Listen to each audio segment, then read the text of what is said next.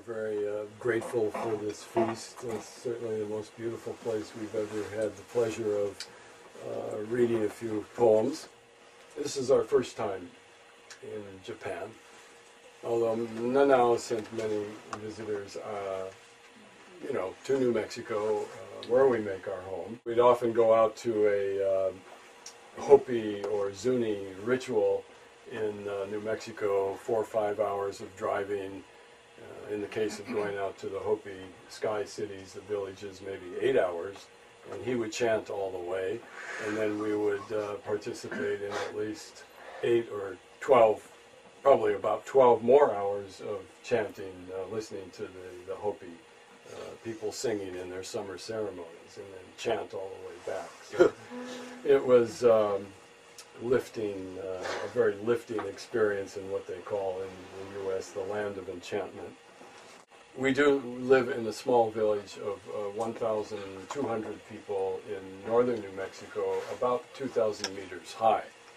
And we thought we might begin with a few poems from New Mexico, from where we live. Yeah. I just wanted to say, too, that I'm really honored to be here, and I've never seen so much food at a picnic. And yeah, I mean, when we talked about putting the reading together, we thought, let's bring some of what we live with every day here, and then read from some of the work that we write out of travel, and then bring it back to some short poems. Some short poems, because we each write short poems too. Yeah. So one from northern New Mexico, from El Rito, New Mexico. This is a spring poem. Right now it's still very, very cold in New Mexico, and the ciruelas, the wild plum, are beginning to bloom at home and also in the lower valleys of the villages. So this is one written right from our home. I lift the wine, put my eye to the glass.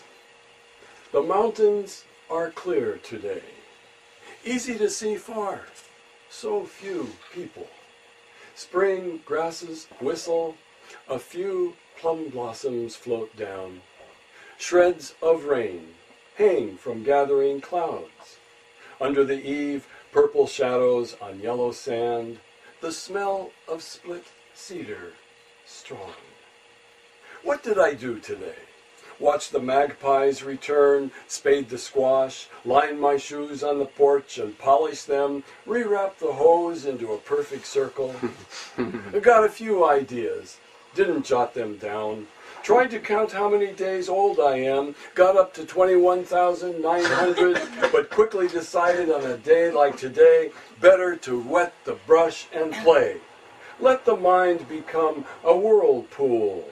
Spin clear and dance. Tomorrow, maybe, go back to the page. Fix the spacing in the fence rails. Replace the hinges on the gate. But this evening, another cup of wine before I rise from the chair, lift my arms to the darkening sky, see the shape of lights coming on, little yellow squares in a distant house, and then walk into the field, watch my feet turn green, watch the mountains change shape with each step I take.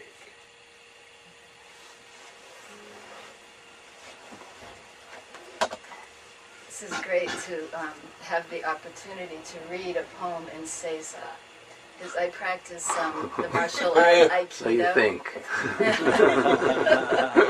And when I teach Aikido, sometimes I will read a poem to the class, but I don't think I've ever done a public reading in Seiza, so it's exciting. Sometimes the sunset is all I can bear, that rosy golden light, all I need to know of what the world can do to you.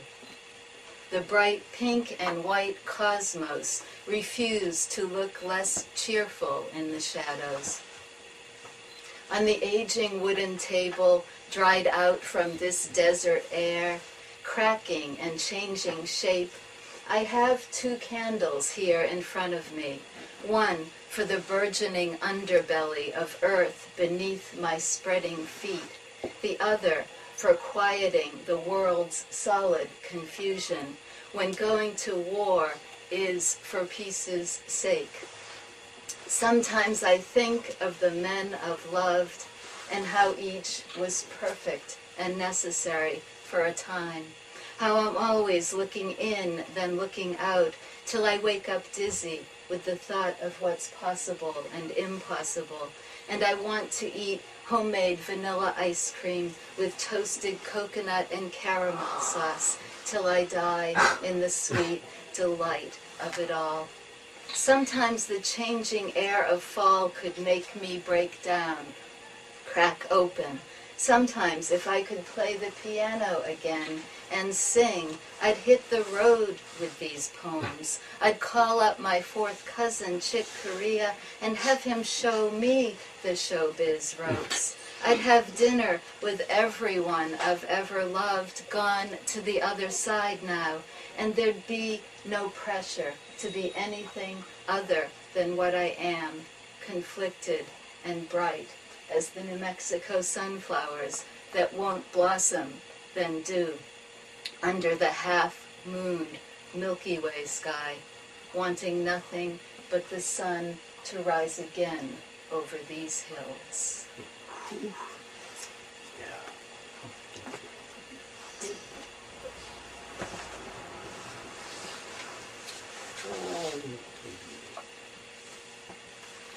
Staying on course.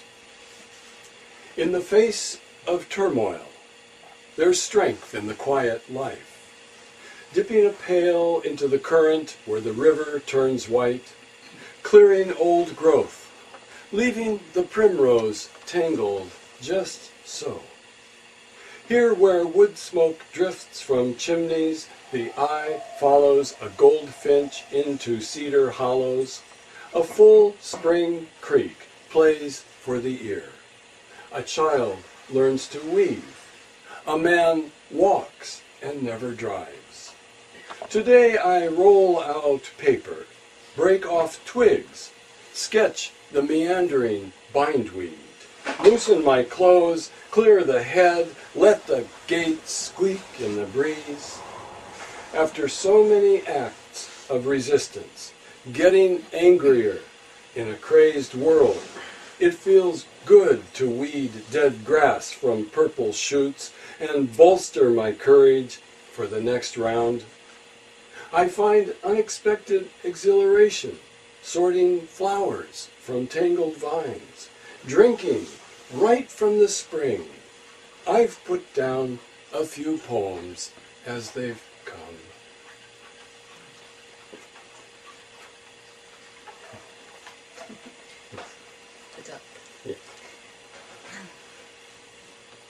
Sometimes living in El Rito, which John described well as, it's a really small northern New Mexico village, and we live in an adobe house, and it's very quiet.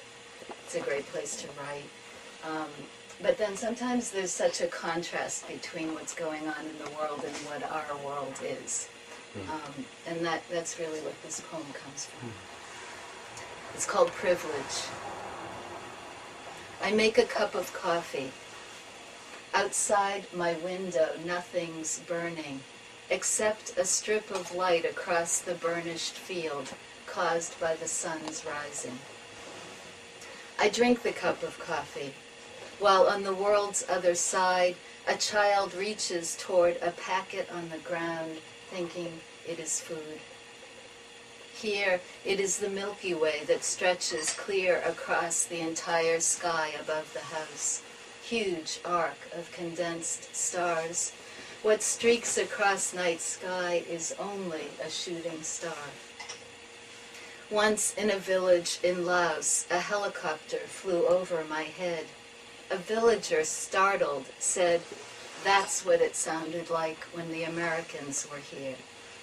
The sorrow I felt ran wider than the spirit of welcome in that man's arms.